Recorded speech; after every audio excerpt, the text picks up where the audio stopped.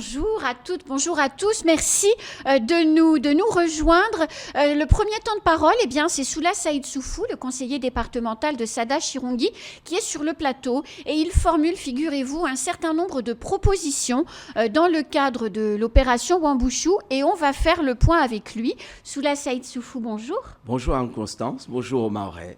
Merci d'avoir accepté notre invitation et d'être sur le plateau ce matin. Vous avez publié hier un texte, une tribune, et vous faites à l'intérieur 8 propositions dans le cadre de Wambushu. Alors pourquoi, pendant l'opération, dont on connaît les objectifs, vous faites ces propositions ? La population a apprécié l'unité des élus. Je pense qu'elle est quasi unanime. On peut parler d'unanimité. C'est rare que Mayotte soit unanime, mais la population maintenant demande à ce que nous puissions faire des propositions pour l'après Wambushu. On ne peut pas simplement aller danser, se congratuler d'être unanime. Ça, c'est fait. Ça doit continuer pour garder une certaine dynamique. Mais la population a besoin de visibilité pour l'après Wambushu. C'est pour ça que nous formulons ces propositions. Alors, il y en a 8. Il y a une proposition qui ne manque pas d'intérêt, puisque effectivement, elle crée une situation dérogatoire transitoire. C'est de placer le département en situation d'état d'urgence. Oui, en réalité, le département sous le président Sobadine Ibrahim avait déjà délibéré pour demander le placement de notre département en état d'urgence. Mais nous ne sommes plus en état d'urgence. Nous sommes assiégés. Et quand on est assiégé par des hordes qui égorgent à la machette, ça c'est très fort. C'est prévu et c'est cité dans notre hymne national. Entendez-vous ces féroces soldats qui viennent jusque dans nos bras égorger nos fils et nos compagnes? On n'y est pas? On y est. Ça c'est l'article 36 de notre Constitution, qui prévoit que quand on est dans ces situations extrêmes, l'État peut placer une partie ou la totalité du territoire national, tout ou partie, en état de siège. Et alors cet état de siège, ça changerait quoi pour notre quotidien sous la Saïd Soufou ? Cela permettrait, et tout le monde le réclame, c'est unanime au sein de la population et des élus, de permettre l'intervention de l'armée. Tout le monde le demande. Et c'est ce cadre-là qui permet de mobiliser l'armée. Ça veut dire très simplement que les pouvoirs de police sont transférés à l'armée sur le territoire pour qu'un certain nombre d'opérations qui ne peuvent pas être réglées par la police, vous savez, regardez les CRS 8, ce sont des cadors des Champs-Élysées. Des cadors des Champs-Élysées. Mais vraiment, il faut saluer le travail de ces messieurs. Extraordinaire. Moi, je les salue.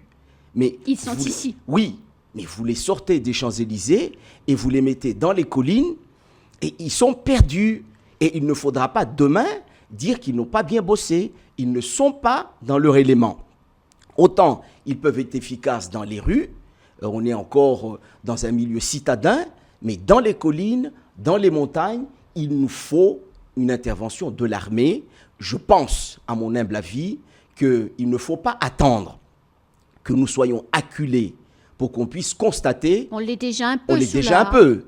C'est pour ça que je dis que nous ne sommes plus en état d'urgence. Nous sommes passés à autre chose, à une période de siège, à un état de siège où on est assiégé par les bandes, par une population qui est 2 fois au moins celle de Mayotte, qui est constatée dans les chiffres par un organisme de l'État, l'INSEE. Donc ce n'est pas une invention des politiques qui veulent bien faire. Et nos services publics sont complètement saturés. Ça aussi, c'est prévu dans les dispositions qui peuvent permettre cela. Et enfin, on n'a même plus le droit d'aller et venir à cause des barricades et des barrages et des coupeurs de route. Donc tout cela milite pour que nous puissions être placés en état d'urgence, en état de siège rapidement.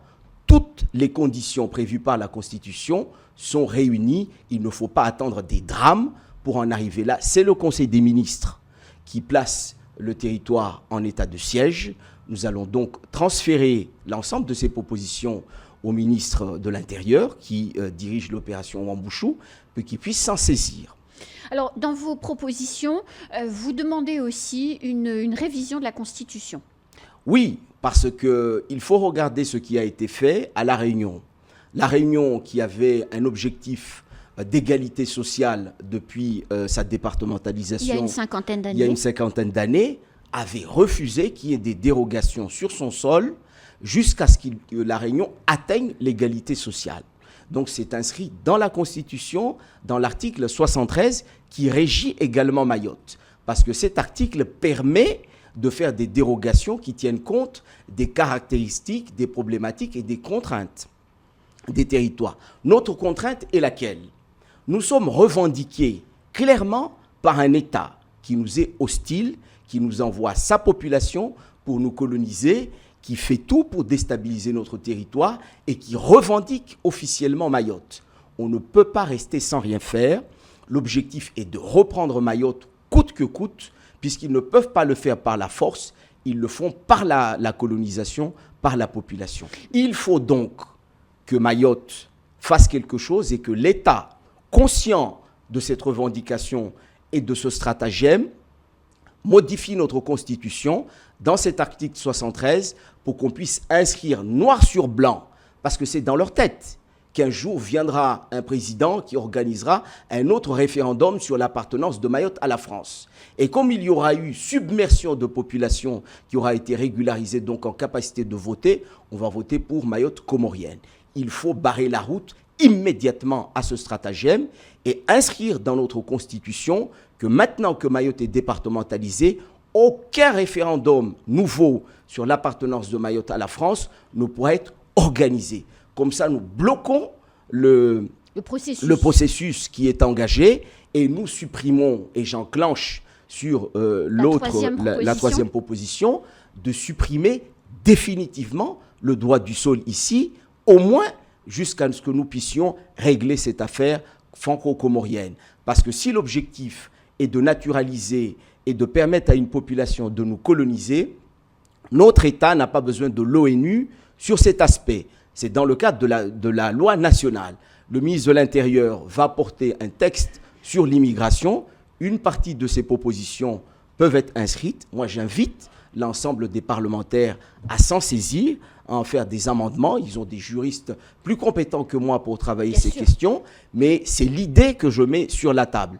Sur le volet constitutionnel, le ministre de l'Intérieur a rappelé aux questions au gouvernement que le texte constitutionnel, le référendum, la modification de la Constitution est toujours à l'ordre du jour dans ce quinquennat. Donc il faut que Mayotte se batte pour l'obtenir. Pour l'obtenir. Aucun nouveau référendum sur l'appartenance de Mayotte à la France ne doit être permis ici. Les Comores sont aux aguets sur cet aspect, vont militer à Paris pour que ça se fasse un jour et on va être les dindons de la farce. Donc il faut qu'on se prémunisse de cette affaire. Alors, il y a une autre proposition dans ce que vous mettez sur la table, c'est la surveillance des frontières par l'armée et Frontex. Oui, parce que nous voyons que même si l'État renforce les moyens, nous voyons matin, midi, soir accoster des kwassa-kwassa. Moi, j'ai lu sur les réseaux hier des habitants du Sud qui s'étonnaient encore qu'en pleine opération Wambouchou, on ait encore des kwassa-kwassa qui débarquent en pleine journée. Alors, je sais tout le travail qui est fait. Moi, j'ai visité pas plus tard qu'hier l'entreprise qui est chargée au nom de l'État de la surveillance aérienne de nos frontières. Ils font un excellent travail, mais il y a encore beaucoup à faire dans ce domaine-là. Donc, moi, j'insiste. Soit nous renforçons ce qui est fait là, car on a les fonds au niveau national pour le faire, soit on se dirige vers Frontex, et je salue le travail qui est fait en ce moment par la députée Estelle Youssoufa, qui s'est rendue y compris en Grèce pour voir la réalité, parce qu'ici, beaucoup rencontrent des éléments sur les réseaux qui parlent de ceci, de cela, mais n'ont pas la réalité des choses. Je salue le travail qu'elle fait, et je salue le soutien qu'elle apporte à cette cause. La surveillance de nos frontières, à côté de tout ce qu'on vient de dire, doit être forte et puissante, parce que si on continue à laisser entrer des gens, on va pas s'en sortir. Quel est l'écho de vos propositions dans le bureau du président du conseil départemental? Parce qu'elles sont fort intéressantes, mais sans relais, sans soutien collectif, c'est compliqué. J'ai publié ces propositions hier pour que le plus grand nombre de personnes puissent s'en saisir, Oui. je vais, après cette émission, faire 2 choses.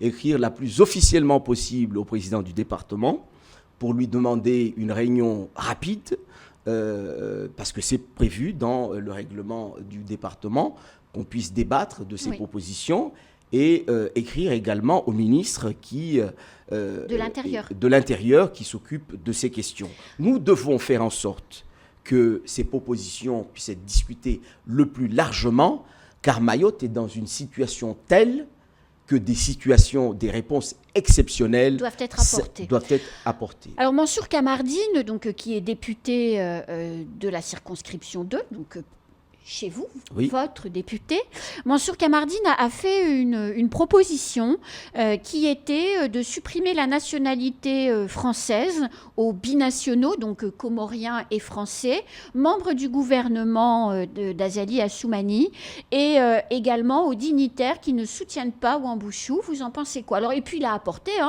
les articles qui permettent d'y parvenir. Non, moi, je soutiens totalement cette proposition.